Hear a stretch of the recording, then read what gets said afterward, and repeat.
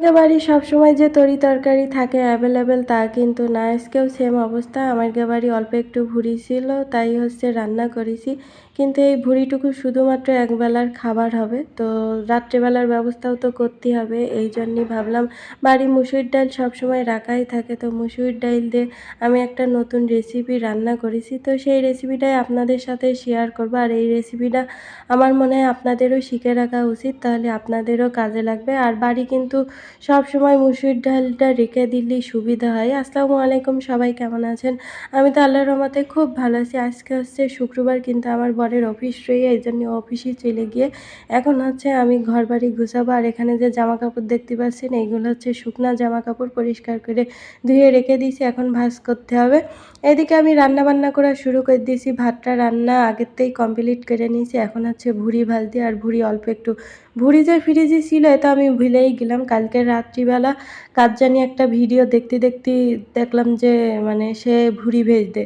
তো এই দেখে মনে পড়ল যে আল্লাহ, ফ্রিজিতে একটুখানি ভুঁড়ি আছে। তাইতে সকাল সকাল ঘুমিতে উঠে ফ্রিজিতে ভুঁড়িটুকু এনে মশলাপাতি করে ভুঁড়ি বসাই দিছি। আর আজকে বাড়ি কোনো তরি-তরকারি নেই। আমার বর অফিসে গিয়ে আসতে বলল ২টা-৩টে বেজে যাবে। এইজন্যই ভাবলাম আমি বাড়ি আমার মুসুরির ডাল আছে, মুসুরির ডাল দিয়ে আমি একটা নতুন রেসিপি বানাই। এরকমভাবে আমি সবসময় দেখেছি আমার মারও রান্না করতে। তো আমার মনে হলো যে আপনাদেরও হয়তোবা কাজে লাগতে পারে, তাইতে আপনাদের সাথেও শেয়ার করতে আইছি। এখানে আমি ডালটা ধুয়ে নিয়েছি, তারপরে এখানে মশলা, পুরো গোশের মশলাই, শুধু শুকনা ঝালটা বাদ দিয়ে সব মশলা অ্যাড করে দিয়েছি। কাঁচা ঝাল ২টো চিড়ে নিয়েছি, ওখানে আমি হলুদ তেলও দিয়ে রাখিছি। ভুঁড়িটা ভাজা কমপ্লিট হয়ে গিয়ে এখন চলেন আমি ডিমটা কীভাবে, ডিম আর ডাল কীভাবে রান্না করি সেটাই আজকে আপনাদের সাথে শেয়ার করি। আর ডিমটা কিন্তু আমি লবণ, ঝাল, পেঁয়াজ দিয়ে সুন্দর করে ফাটায় রাখেছি। আর এইদিকে ভুঁড়ির মানে এত পরিমাণের আমি ভালোবাসি, এত পরিমাণের আমার ভুঁড়ি পছন্দ, আমি লোভ সামলাতে পারছিলাম না। তাইতে অল্প অল্প করে ডিম ভাজ দিলাম আর ভুঁড়ির হাঁড়িতে হামলাই দিলাম। যাই হোক, তেলটা গরম হলে এখানে ডিমটা ভালো করে ভেজে নিয়েছি। আপনারা চাইলে এমনিও ভাজতে পারেন। আর বাড়ি যদি ডিম না থাকে শুধু ডাইলই আপনারা এমনি রান্না করতে পারেন, খাতে কিন্তু সেই মজার হয়। তো ডিমটা আমি একটু কড়া কড়া করে ভেজে নিয়েছি। আর দেখেন মানে এখানে রাখার জায়গা পেতিলাম না, তাইতে আবার বেসিনের মধ্যেই রেখে দিয়েছি। যাই হোক, চলেন এখন ডালটা রান্না করি। এখানে সব মশলাপাতি আমি আগের থেকে যেহেতু দিয়ে রাখিছি, তেল, তারপরে হলুদ টলুদ, এই জন্য সামান্য পরিমাণের লবণ দিয়ে রাখিছি।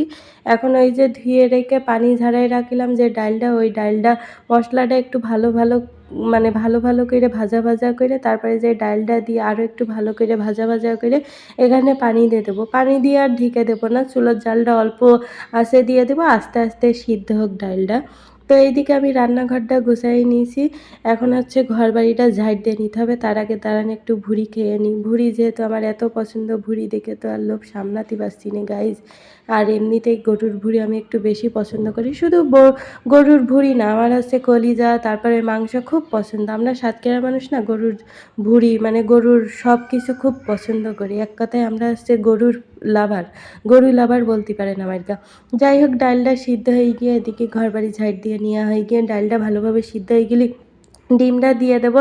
ডিমটা দিয়ে কিছুক্ষণ ফুটে উঠলে তারপরে চুলোটা বন্ধ করে দেবো। আর এত পরিমাণের ভালো লাগে খাতে, বিশেষ করে এই ডালের ডিমটা খাতে আমার বেশি ভালো লাগে, কারণ যেহেতু এখানে পুরোপুরি গোশের মশলা দেওয়া হয়, তারপরে এই যে ডালের ভিতরে কিছুক্ষণ দিয়ে ফুটাই নেওয়া হয় না, তো জুসি জুসি ফ্লেভার হয়, ডিমটা খেতে খুবই মজা হয়। তারপরে আমার বর বাড়ি আসার সময় আমি আবার বেশ কয়েকদিন ধরে টমেটো দিয়ে চানাচুর মাখা খাতে চেয়েছিলাম। তো আমি আমার বরের বললাম যে তুমি একটু নিয়ে আসবা পালি, কিন্তু ও তো অনেক রাত্রিবেলা আসে, এই জন্য ও পায় না। যাই হোক, আজকে আসার সময় পেয়ে গেল, তাই নিয়ে গেলাম আমার জন্য। শুধু টমেটো দিয়ে চানাচুর মাখা নিয়ে আসিনি, এখানে নাকি ঝালমুড়ি পেল। প্রথম নাকি ঝালমুড়ি পেল, তারপরে যে কিছু দূর আসার পরে নাকি চানাচুর পেয়ে। যাই হোক, দুটোই নিয়ে ভালোই। এখন আমি এটা খাবো, আর আমার বরের সঙ্গে আমি বকবক করছিলাম যে দেখো আজকে কী কী রান্না হয়ে। আর সবথেকে দুঃখের ব্যাপার কি জানেন, আমার বর প্রতিদিন অফিসে যে যে মুসুরির ডাল খায়, আজকেও বাড়ি মুসুরির ডাল দেখে তার অবস্থা খারাপ।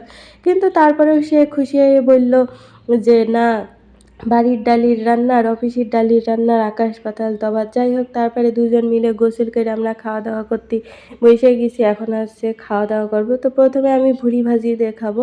আর ভুঁড়ি ভাজিটা এত মজা হইল গাইস, তা আপনাকে বইলে বুঝতে পারবো না। খুবই, খুবই মজা হয়েছে। আরও যদি একটু ভাজা, ভাজা করতাম তাহলে আরও ভালো লাগতো। আমার বর জানেন, মানে কালকে যে ভুড়িটা রান্না করা হয়েছে সব আমার বর খেয়ে নিয়ে। মনে করেন যে ১০০% এর ভিতরে আমার বর হচ্ছে ৮০% খেয়ে নিয়ে আর ২০% আমি খাইছি। অথচ ভুড়ি কিন্তু আমার বেশি পছন্দ, আমার জন্যই কিন্তু আম্মু পাঠাইল। তাহলে চিন্তা করেন। আর এর আগের দিন হাঁসের মাংস খাইছি, হাঁসের মাংস মনে করেন ও খাতি চেয়েল, অথচ হচ্ছে আমি বেশি খাইছি। তো যাই হোক আজকে যেহেতু ও ভুঁড়ি বলতেল যে বারবার যে ওর খুব পছন্দের, এই জন্যই আমি বললাম যে থাইকে যাক, ওই খাইকে যাক মনে মনে। তারপরেও বুকি পাথর চাপা দিয়ে ওর খাতে দিলাম। যাই হোক আমি যা চাই আমার কিনে এনে দেয়, এই চিন্তা ভাবনা করেই ওর খাতে দিলাম, না হলে দিতাম না। কিন্তু তারপরেও খুব কষ্ট হইতো যে আমি এত মজা করে রান্না করলাম নিজে খাওয়ার জন্য, আমার বর সব খেয়ে নিয়ে। যাই হোক, তো এখন খাওয়া-দাওয়া কইর আর খাতি কিন্তু সেই মজা হয়েছে। আর এত পরিমাণ মানে ওই যে অল্প একটু ভুঁড়ি রান্না করিলাম না, পুরো ভুঁড়িটাই দেখেন আমরা চেটে-পুইটে শেষ করে দিয়েছি। ডাইল খাইনি, ডাইল খাবো রাত্রিবেলা। তো আজ এই পর্যন্ত, সবাই ভালো থাকবেন। আল্লাহ হাফেজ।